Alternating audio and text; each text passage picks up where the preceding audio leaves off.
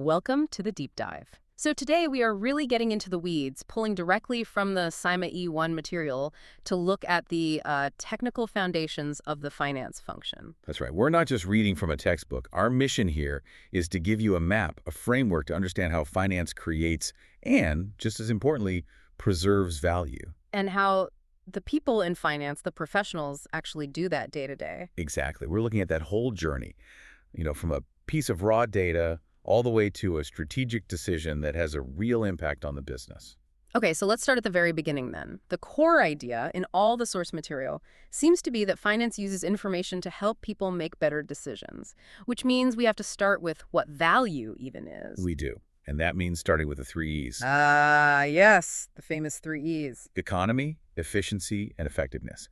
And it's so important to be precise here because people, they often kind of blur them together, but they are a sequence, a logical flow. So walk us through them. What's economy? Economy is the first step. It's all about the cost of your inputs. It asks the question, are we doing this for the minimum cost possible without, sacrificing the quality you need? So buying the cheapest raw materials that are still good enough.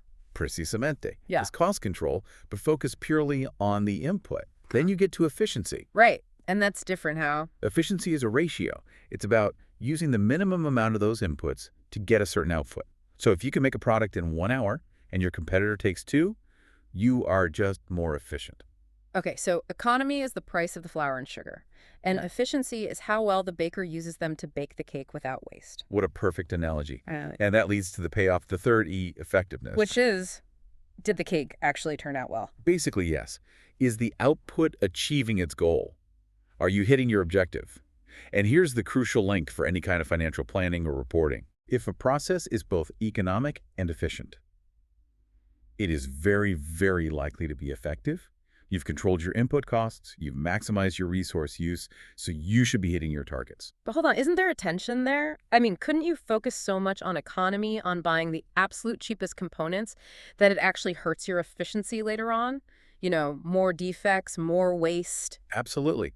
And that is the central challenge that finance has to measure. You could save $1 today on a cheap part, but if that causes the production line to stop tomorrow, your overall process becomes completely ineffective. So the finance professional is there to manage that trade-off. It's about sustainable value, not just cutting costs in the short term. That's the whole game, which actually is a perfect lead-in to the finance function value matrix. The 2x2 grid, yeah, let's unpack that. It really maps out this dual role you mentioned, create value versus preserve value. It's a fantastic tool for thinking about this. So on one axis, you have create versus preserve, and on the other, you have how you handle information. Is it sourcing and analysis, or is it communication and use? And that gives us 4 quadrants, 4 main jobs for finance. It does. Let's start on the preserve value side, because that's really the guardianship role of finance. Okay. So, bottom left, you combine preserve value with sourcing and analysis. What do you get? Data integrity. Data integrity. This is non-negotiable.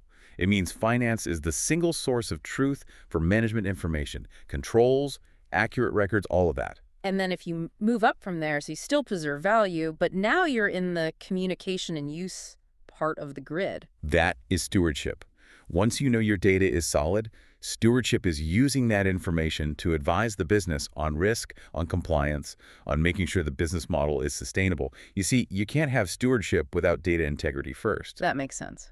Okay, let's flip to the other side then, creating value. How does finance go on the attack? Bottom right quadrant. You take structure body, combine it with sourcing and analysis. That gets you value analysis. This sounds more like data science. It is. This is where you're using maybe big data, predictive analytics to find deep insights. Why is one product outperforming another? Which customers should we be targeting? This is pure analysis. And the final piece of the puzzle, top right. That's value enabling. It's where you combine creating value with communicating it. This is where the soft skills come in. It's about finance partnering with the sales team or with operations to use the insights from your analysis to drive real change. So it's being a true business partner. Exactly. It's turning an insight on a spreadsheet into a new revenue stream. Okay, so it seems like every single one of these quadrants depends on trust. And trust, well, that depends on ethics. You can't preserve value if no one believes you. Correct. Which is why CIMA links this whole matrix directly to the ethical code. Yeah. It's all underpinned by the 5 fundamental principles. The PIPCO mnemonic. The PCO mnemonic, yes. We have P for professional competence and due care. You had to stay up to date. And for integrity. Just be straight, be honest. And another P. Professional behavior. Hmm. Following the laws, the regulations. Then C for confidentiality, which is a huge one in the digital age. We'll come back to that one. What's the last one? O for objectivity. Avoiding bias, making sure you're being fair in your analysis. Okay, I do want to push on confidentiality. The material makes a big point that in our world, data is created and retrieved synchronously. It's instant. It's everywhere. That must be a nightmare to control. It is an enormous challenge. I mean, confidentiality isn't just about putting a file in a locked cabinet anymore. It's about encryption. It's about cloud security. It's about making sure your vendors are up to scratch. It's so much more complex. And that's where this idea of corporate digital responsibility, or CDR, comes in. Yes. It's taking the old idea of corporate social responsibility and applying it directly to data. And Accenture has 5 key principles for this. What are they? Well, you've got digital stewardship, which is just using data responsibly. That links right back to data integrity. Then you have growing customer expectations. So being transparent about what data you're collecting and why. Exactly. Then there's digital equity, which is about giving some of that value back to the customer whose data you're using. And the last 2. Digital empowerment. So using data to help people make better decisions for themselves. And practicing digital inclusion, trying to use your digital assets for the good of society. If you fail at these, you're opening the door to huge governance risks. Like misleading accounts or one person having way too much control. The classic examples of poor corporate governance, yes. Okay, so that's the ethical framework. But how does an individual finance professional actually do their job? This brings us to the 5 A's, right? It does. The 5 A's are the action loop. Assemble, analyze, advise, apply, and all of it is underpinned by the 5th A, which is acumen. It's a cycle. A continuous loop. Assembling is reporting, analyzing is asking why, advising is figuring out what to do, and applying is actually doing it. Let's start with assembling information, because that seems to go right back to data integrity. But first, what's the actual difference between data and information? Critical distinction. Data is just the raw facts. A transaction log, a number from a sensor. It has no context. And information? Information is data that's been processed, it's been filtered, organized, and given context so that it's actually meaningful for a decision. Finance's job is to turn all that raw data, whether it's financial data or big data, into useful information.